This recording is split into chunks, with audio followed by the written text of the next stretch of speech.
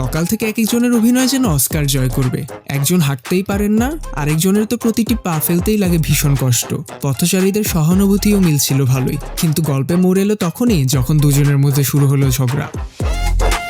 কিশোরগঞ্জের শহীদ Syed Nazrul Islam medical college হাসপাতালের সামনে প্রতিদিনের মতোই বসেছিলেন দুই ভিক্ষুক। একজন বস্তার উপর বসে দাবি করছিলেন তিনি আর হাঁটতে পারেন না, অন্যজন খুঁড়িয়ে খুঁড়িয়ে চলছিলেন।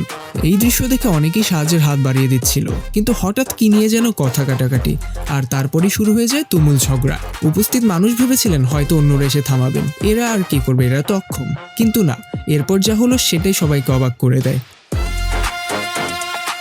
যিনি এতক্ষণ বসেছিলেন তিনি মুহূর্তেই লাফিয়ে উঠে প্রতিপক্ষের দিকে এগিয়ে গেলেন, আর যিনি খুঁড়িয়ে হাঁটছিলেন তিনিও আর খোঁড়াতে রাজি নন।